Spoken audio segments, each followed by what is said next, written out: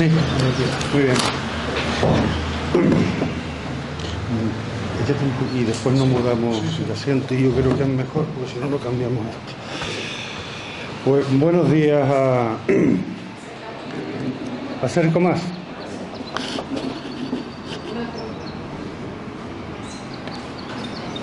De nada. Buenos días a todas y a todos.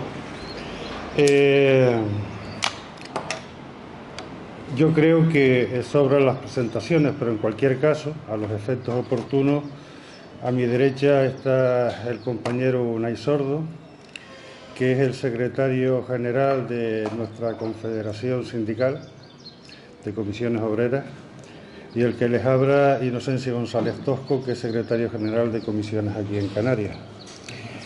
Antes de empezar con el contenido de la convocatoria de esta rueda de prensa, sí me gustaría, en nombre de Comisiones Obreras, trasladar nuestra solidaridad nuevamente con el pueblo palmero.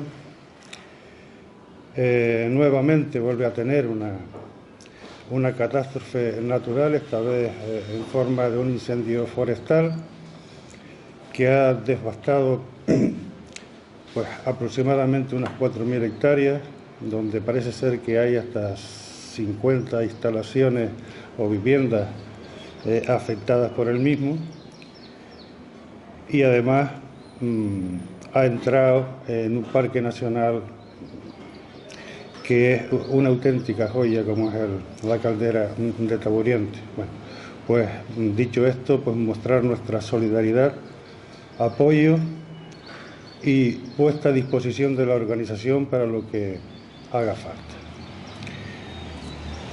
Bien,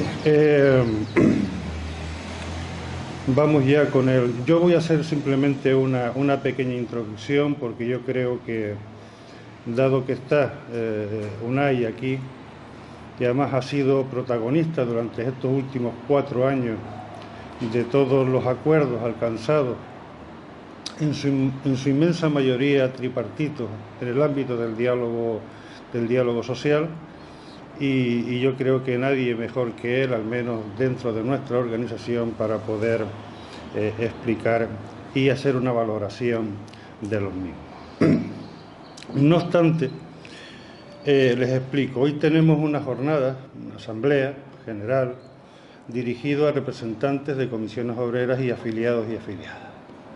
La idea, evidentemente, es movilizar para el día 23 de julio el mayor número de votantes del mundo del trabajo, de los trabajadores y de las trabajadoras. El último proceso electoral, el del 28, hubo aquí en Canarias una abstención muy fuerte. Fueron de los territorios donde más abstención hubo. Se calcula que la participación no superó el 57-58% en esta comunidad autónoma. Y eso a nosotros lo consideramos que tiene que mejorarse y de forma sustancial. Porque podemos perder mucho en este proceso. Y por eso hacemos un llamamiento a la participación y a la movilización de los trabajadores y de las trabajadoras. No solamente hay que mantener lo conquistado, lo alcanzado, lo negociado, lo aplicado, lo publicado. Hacer también eso, una valoración de lo hecho, fruto del ámbito de la negociación colectiva y del diálogo social, pero también para seguir avanzando. Aquí no estamos solamente hablando de una alternancia política, aquí estamos hablando de políticas anunciadas completamente diferentes. Y eso es lo que nosotros queremos trasladar a los trabajadores y trabajadoras de este país. Especialmente hoy lo hacemos aquí en Canarias. Creemos que la asistencia a la asamblea, a pesar de que julio no va a ser menor, va a ser una buena asamblea, y lo que pretendemos es que también sea una corriente de transmisión, pues solicitando el apoyo a las formaciones políticas progresistas de este país. Sin más, yo le dejo la palabra a Unai. Te mueves si quieres. Yo me siento por ahí, como tú quieras. Ah, bueno, tú. No, sí, ya está. Bueno, a ver.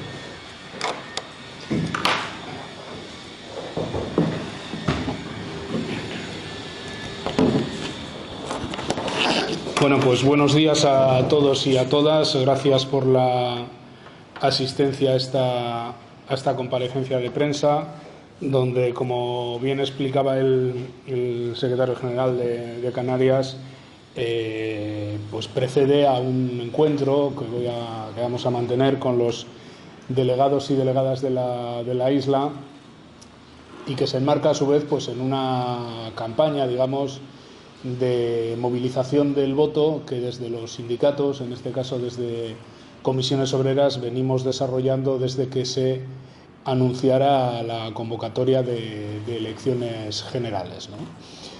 Y lo hacemos porque para un sindicato sociopolítico como Comisiones Obreras, la expresión democrática de unas elecciones generales tiene siempre una gran trascendencia. El momento histórico en el que abordamos estas elecciones generales, además, nos sitúan ante un dilema de una gran relevancia para nuestro país, pero lo hacemos porque, además, una organización sindical, en el marco de la Constitución española y de las funciones que desde el título preliminar se nos mandata desde la propia Constitución española, desde su artículo número 7, pues somos organizaciones representativas de los intereses de aquellas personas a quienes representamos, a trabajadores y trabajadoras, y por tanto los intereses de los trabajadores y las trabajadoras se dirimen lógicamente en los centros de trabajo, se dirimen en las empresas, se dirimen en los convenios colectivos, pero también se dirime en el modelo y en la forma de organizar la sociedad, en el papel que jueguen o dejen de jugar los servicios públicos, en el tipo de fiscalidad, en el tipo de legislación laboral, que en función de que se haga de una manera o se haga de otra, como hemos visto estos años, da resultados diametralmente distintos, y por tanto es totalmente no ya legítimo, sino obligatorio que las organizaciones sindicales, confederales y de clase tomemos partido ante una cita electoral, y lo hacemos en un doble sentido. Uno primero, que es simple y llanamente apelar al voto de los trabajadores y las trabajadoras. Yo creo que hay que llamar a la participación masiva en las elecciones generales de las personas que viven de un salario, que viven de una nómina, que viven de una pensión, que viven de una prestación social. En definitiva, el gran conjunto, la gran mayoría de la sociedad española se engloba en ese concepto de trabajador, trabajadora o pensionista o perceptor temporal de una prestación. Y luego, además, no somos asépticos, no somos equidistantes, y por tanto desde el sindicato, dentro lógicamente del respeto absoluto a la libertad de cada ciudadano o de cada ciudadana de votar a quien quiera, nosotros optamos por hacer un llamamiento al voto a las candidaturas progresistas, porque, insisto, no es lo mismo organizar la sociedad con una fiscalidad justa, con unos servicios públicos fuertes y con una legislación laboral que ayude a los trabajadores y las trabajadoras, con un salario mínimo interprofesional que reduzca las desigualdades, pues no es lo mismo que quien hace planteamientos en sentido diametralmente distinto o en sentido contrario. Por tanto, esos son los dos grandes llamamientos. En primer lugar, a la participación, y luego al apoyo a las candidaturas de progreso que han constituido de alguna manera también el gobierno de coalición que hemos tenido estos últimos años. El momento es muy trascendental. Yo quiero empezar también por reiterar el apoyo y el abrazo solidario a todas las personas afectadas por el incendio de La Palma, y bueno, pues mostrarle todo nuestro apoyo ante una serie de calamidades consecutivas de carácter natural, pero sobre las que también habría que indagar bien, ¿no? Yo creo que el problema de los incendios en España muchas veces es verdad que tiene una causa natural o una causa fortuita, pero los incendios también se desenvuelven de una manera o de otra en función de todas las tareas de prevención y de cuidados que se hacen en los montes, en los pueblos, en las zonas donde a veces están casi confluyendo espacios urbanos y espacios pues eso, de monte o de espacios de campo, y es muy importante no apelar solo a la mala suerte de tener catástrofes naturales, que evidentemente también, sino tomar todas las medidas de precaución, de limpieza de espacios, de limpieza de montes, y de, lógicamente, fortalecer los servicios públicos de extinción de incendios, que a veces también están detrás del alargamiento excesivo, junto con el cambio en las temperaturas y el cambio climático, del desastre que solemos tener todos los veranos con los incendios, ¿no? Entonces, bueno, simplemente reiterar ese apoyo solidario y esa precaución.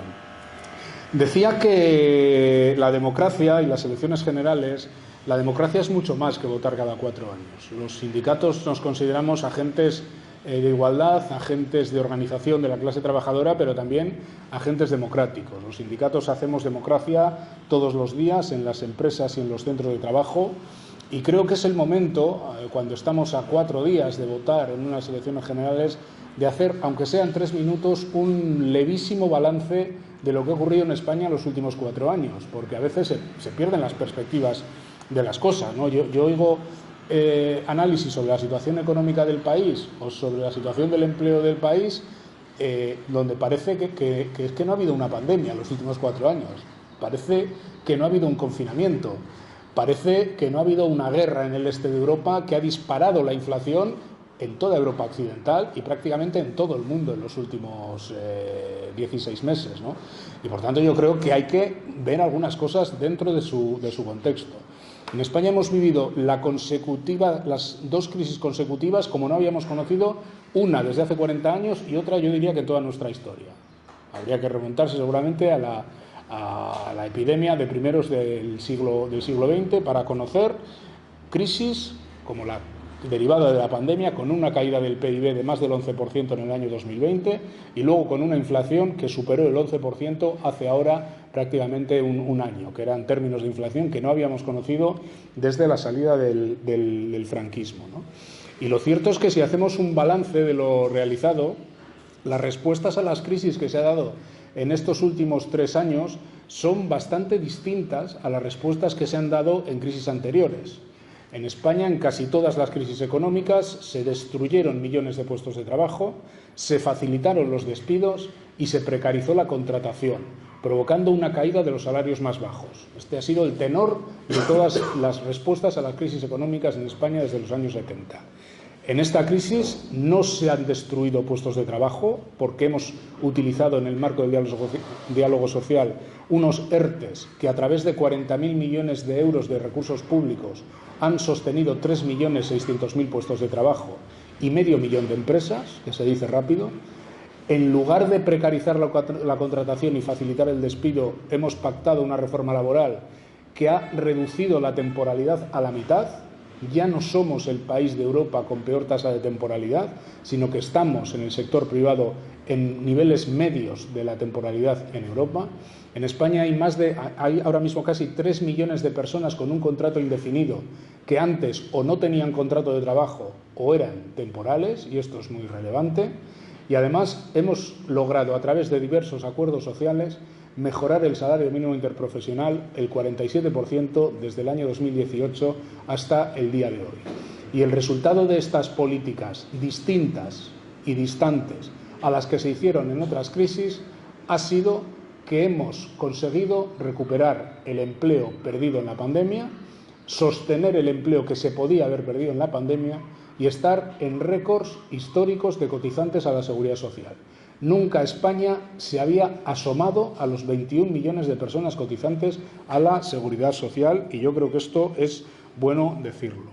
También es bueno decir que en lugar de que haya habido en Europa una respuesta austericida a la crisis, ha habido una respuesta por primera vez solidaria ante la crisis, poniendo 750.000 millones de euros en recursos comunes, sufragados con deuda común, que pueden servir para provocar un cambio en la estructura económica de un país como España. Y esto es muy importante. Avanzar en la digitalización o avanzar en nuevas formas de producir energía es una oportunidad incluso de industrialización para nuestro país como no habíamos conocido seguramente nunca. Por tanto, se abre un escenario de oportunidades. Hay muchos retos por delante. España, pese a todo lo dicho, sigue siendo un país donde demasiadas personas tienen salarios muy bajos, y soy consciente que estoy en una tierra donde esto es así. La media salarial sigue siendo baja. El deterioro de los salarios en el año 2022 ha sido muy importante por efecto de la inflación. Hay que recuperar los salarios, hay que mejorar la fiscalidad y hay que fortalecer los servicios públicos y nuestro sistema, los ingresos de nuestro sistema de pensiones. Por tanto, los retos son muchos, están ahí, y la disyuntiva es si se aborda desde una perspectiva progresista, es decir, de tratar de hacer políticas económicas, laborales y sociales para las mayorías sociales, o vamos a un modelo de políticas regresivas que, por un lado, vuelvan a los viejos esquemas de la austeridad, del recorte drástico del gasto público, porque se supone que así se reduce el déficit y la deuda pública a costa de crear muchísimo sufrimiento social. Esto es lo que está en juego ahora mismo, y está en juego también la posibilidad de regresión en muchos de los derechos civiles, de los derechos de igualdad y los derechos democráticos que España conquistó con la llegada de la democracia. Y ni más ni menos eso es lo que se dirime en España el próximo domingo, aunque haya quien quiera situar otros debates absolutamente marcianos encima de la mesa, ¿no? Quiero terminar con un par o tres de referencias a tres polémicas y tres cuestiones muy concretas que han surgido estos últimos días. La primera tiene que ver con las pensiones. Vamos a ver.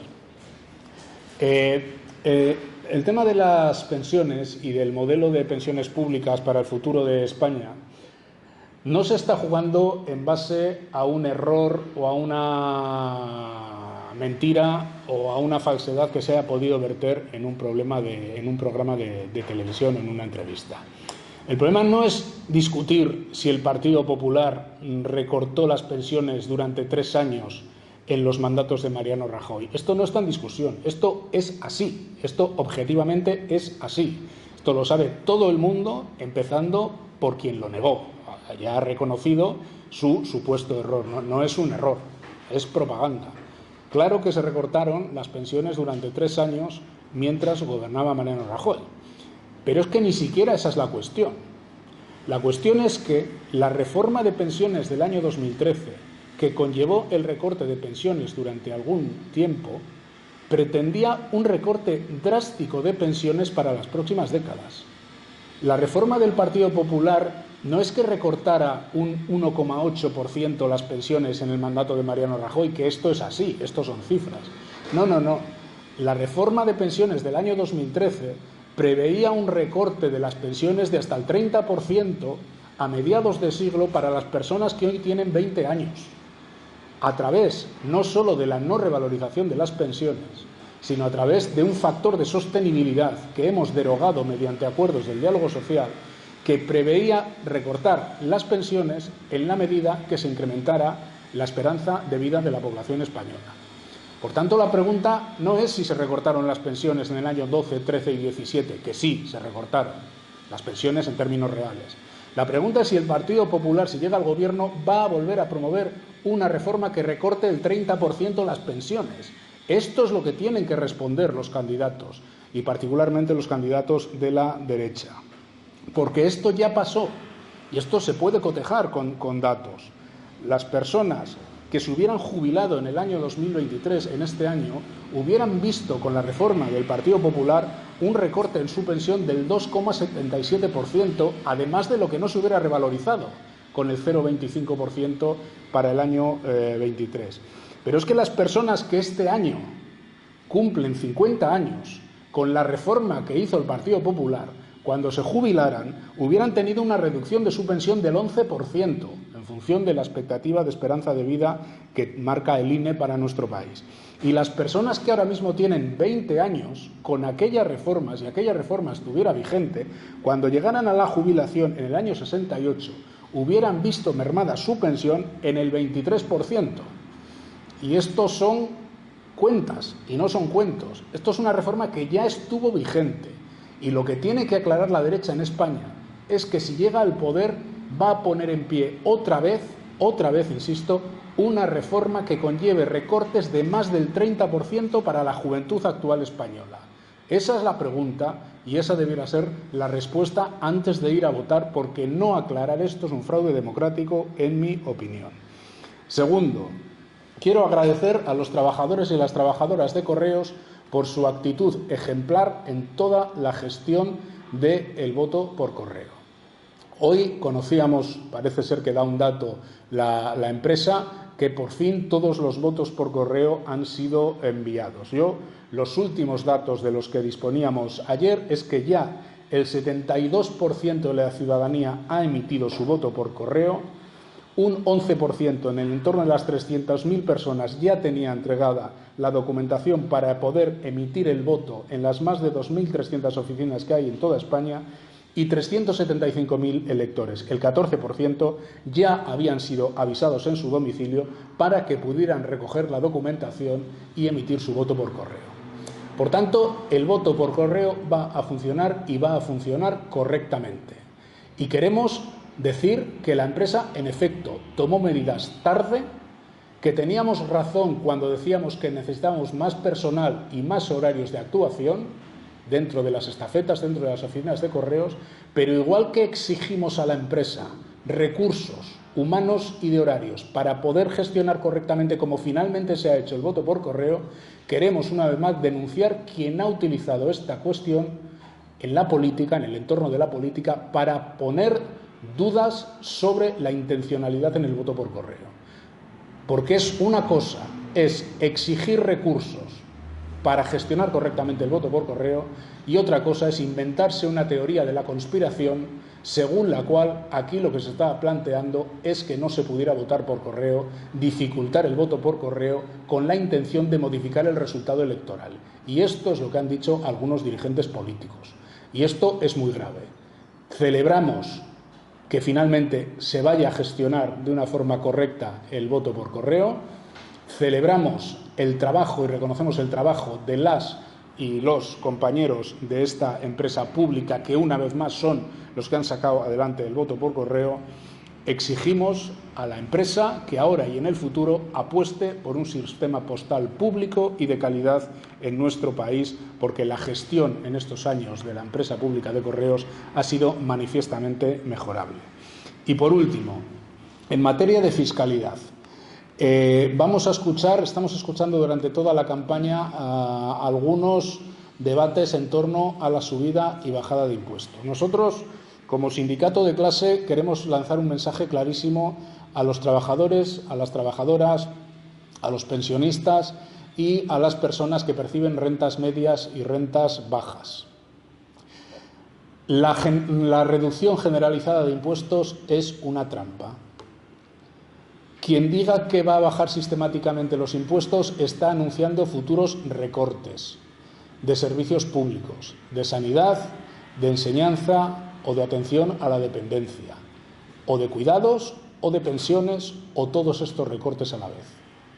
Si se reducen los ingresos del Estado de forma drástica y se deterioran los servicios públicos destinados a toda la ciudadanía, esa misma ciudadanía va a tener que aprovisionarse de estos servicios en el mercado privado y, por tanto, va a tener que pagar a empresas mucho más de lo que hoy en día aparentemente se le reducen impuestos. Es una trampa. Reducir 12 euros en la nómina no sacan a nadie, quiero decir, incrementar la nómina porque te reducen el IRPF 12 euros no saca a nadie de pobre. Hace que los que tienen mucho tengan mucho más. Pero además, cuando tengas un copago farmacéutico o cuando tengas que hacer frente a una pensión privada que tengas que capitalizar antes, o cuando tengas que contraer un seguro médico o pagar una escuela privada o concertada, pero con trampa porque tienes que pagar por la puerta de atrás para que tu niño o tu niña sea convenientemente escolarizado, con esos 12 euros no te valen para absolutamente nada. Es una trampa. La bajada antiimpuestos es una forma de meter la mano en la cartera de la clase trabajadora y llevar ese dinero a la cuenta de resultados de las empresas que se dedican a gestionar los servicios privatizados.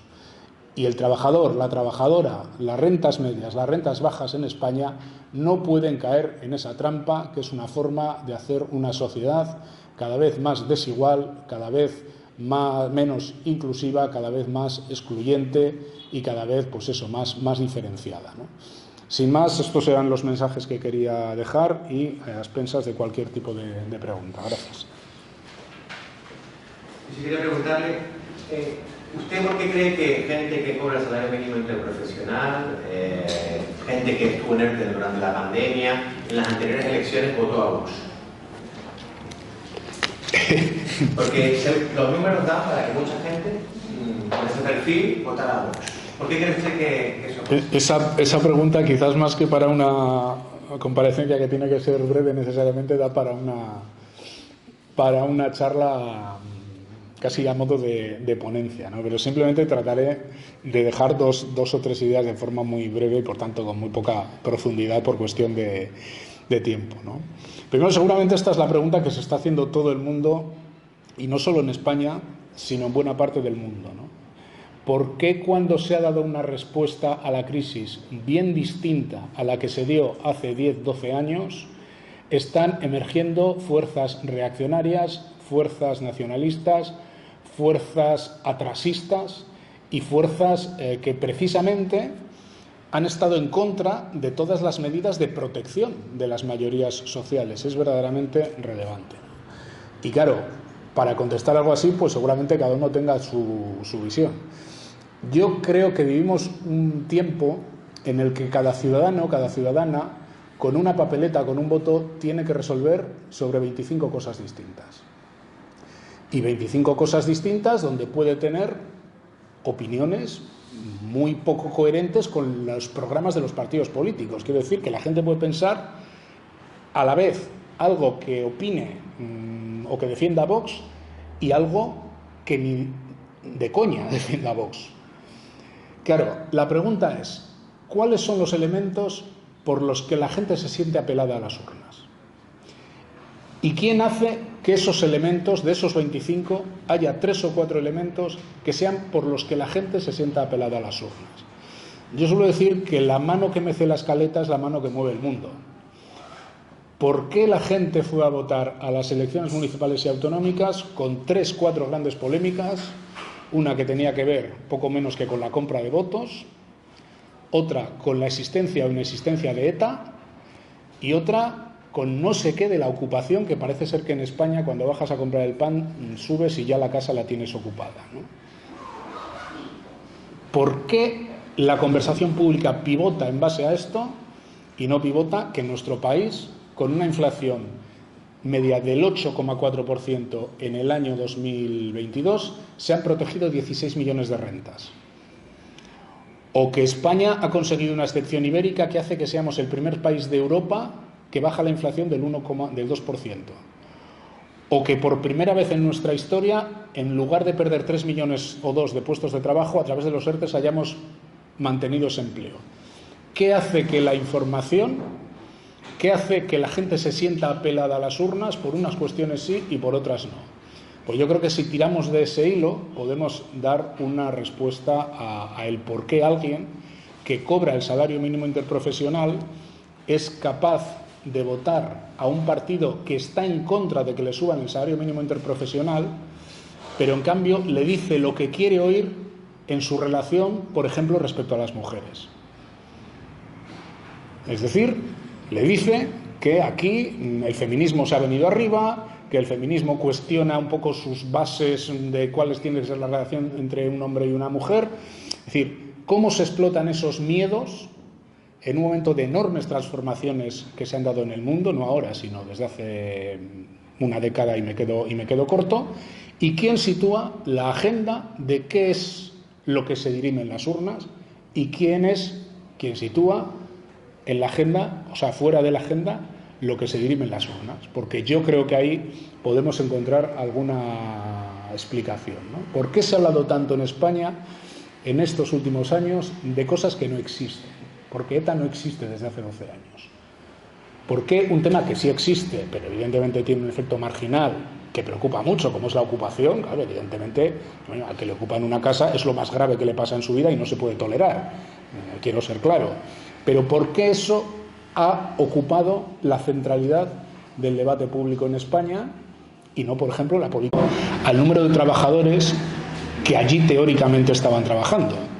Y si tú tienes en una empresa 7 personas de alta y tienes un consumo energético absolutamente disparatado, lo mismo es que ahí hay mucha más gente trabajando, y en efecto había mucha más gente trabajando. Yo creo que hay que hacer una ofensiva sin cuartel contra la economía en B y contra los salarios en B, y esto además lo tendrían que defender con igual énfasis que nosotros las empresas, ¿no?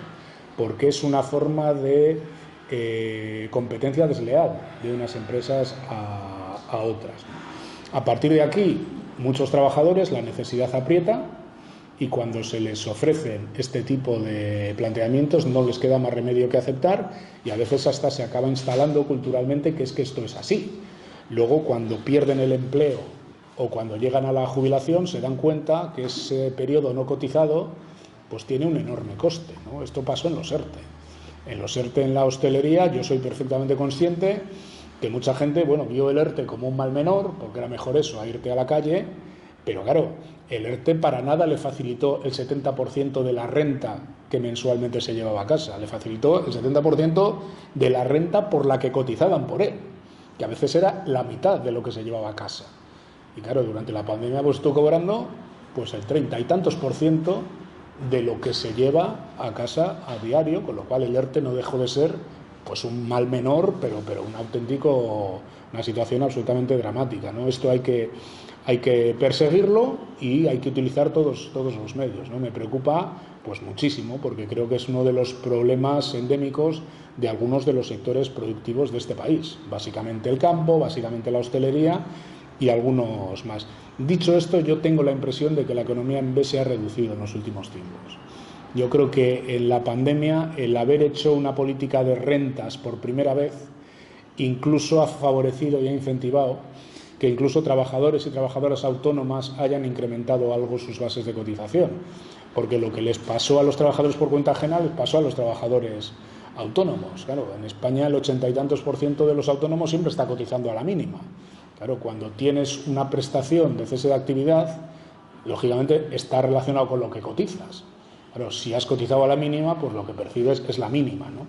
Yo creo que hay que ir a un sistema también de que en el régimen de autónomos se cotice, como hemos pactado, por los ingresos reales, porque ese es el otro sumidero de cotizaciones en España, ¿no? Todo el mundo sabe que hay una parte del trabajo autónomo que gana muchísimo más de lo que cotiza la Seguridad Social. Y es una forma incluso de planificar la pensión. Y esto es algo que hay que eliminar para favorecer la competencia leal entre empresas y para favorecer sobre todo a las personas autónomas que menos tienen, que son las que más interés debieran tener en que todo el mundo cotice de verdad en función a lo que gana, ¿no?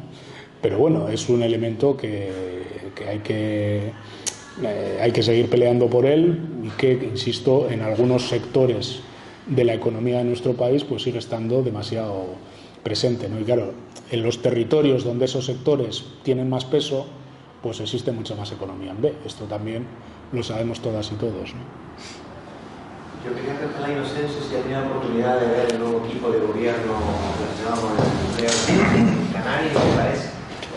Sí, bueno, estuve en la toma de posesión de los diferentes consejeros y consejeras. Nada, no tengo configurada una opinión. Pues a algunos de ellos los conozco de etapas anteriores. Hay que dejarles trabajar y en cualquier caso vamos a estar muy atentos al trabajo que se vaya haciendo en cada una de las consejerías y departamentos. También queda pues el segundo nivel de nombramientos, que directores generales y directoras generales y demás, que todavía pues escasamente conocemos algunos. Con lo cual, para mí sería un atrevimiento ahora formar una opinión. Es un grupo, o sea, desde el punto de vista de género está equilibrado, y poco más tengo que decir. Otra cuestión diferente,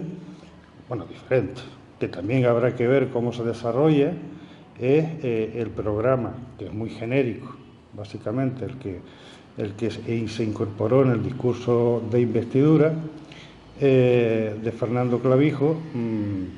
Nos preocupa una de las cuestiones que acaba de decir Unai, pues el anuncio de la bajada de impuestos del IGIP, del 7 al 5, que lo han pospuesto para el próximo año en el primer Consejo de Gobierno. El impuesto de donaciones y sucesiones, una eliminación, una bonificación del 99% sin tener en cuenta lo que heredas o lo que donas, unos límites. Ahora está en 300.000, pero parece que lo quieren dejar abierto. Y después el impuesto o la retirada del impuesto al combustible en las Islas Verdes. Ahí estamos más próximos, pero también es cierto que al menos se garantice que el litro de combustible en una isla capitalina pues tiene, o una isla verde pues tiene el mismo precio que en una isla capitalina. Por ahí estaríamos, en cualquiera de los casos. Yo de momento no tengo, quiero ver la acción de gobierno concreto en estos próximos meses y ya emitiremos una opinión mucho más cualificada al respecto. Muy bien. Muy bien.